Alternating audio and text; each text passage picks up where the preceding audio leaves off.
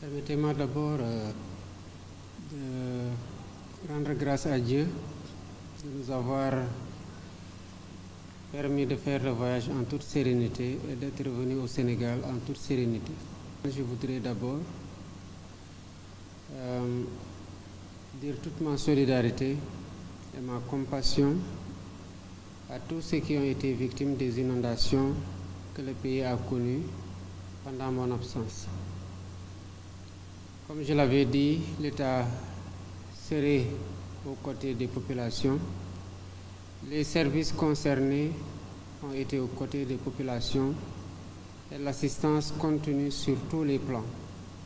Je voudrais d'ailleurs sous ce rapport féliciter le ministre en charge de l'hydraulique et de l'assainissement et l'ensemble des services de la Brigade nationale des sapeurs-pompiers et les citoyens qui se sont mobilisés dans la solidarité pour aider les familles les plus touchées.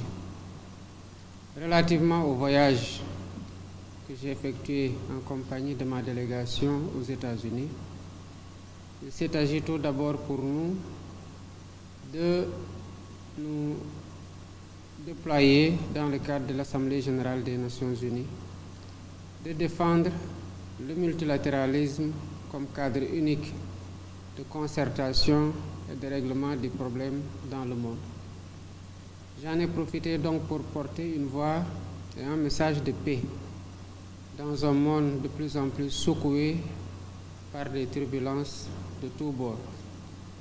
C'est ce que le Sénégal a pris comme position et dans les dossiers spécifiques où le Sénégal a joué un rôle important, notamment sur la question palestinienne, nous avons réaffirmé la position du Sénégal pour la marteler s'il en était encore besoin. Nous avons aussi attiré l'attention sur le Sahel et interpellé le Conseil de sécurité des Nations unies sur ce que doit être son rôle dans les situations de conflit dans le monde. Nous continuerons à avoir cette position de défenseur de la paix, de promoteur de la paix en toutes circonstances et en tout lieu, car c'est cela la tradition du Sénégal en termes de position. J'en ai profité aussi naturellement, parce que les visites doivent toujours être l'occasion de faire la promotion du pays, de discuter avec des investisseurs, notamment dans le cadre de la réalisation des promesses que nous avons faites au Sénégal, étant convaincu que la solidarité internationale et le partage d'expériences seront la clé de succès de tout gouvernant, particulièrement en Afrique. Cela m'a mené à visiter la Silicon Valley dans le cadre de la mise en œuvre prochaine de la vision 2050 qui sera présentée le 7 octobre de cette année et du nouveau référentiel le même jour, notamment dans son volet digital.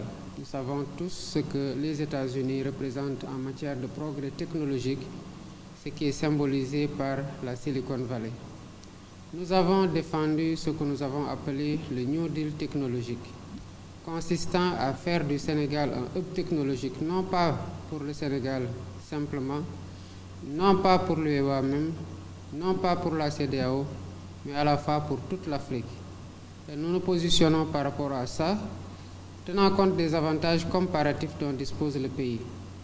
Sa stabilité, sa jeunesse, la passion de cette jeunesse pour le numérique et la formation des talents qui éclosent jour après jour dans ce secteur au Sénégal. J'ai été particulièrement satisfait de la qualité des rencontres que j'ai menées tant à New York qu'au niveau de la Californie en Silicon Valley.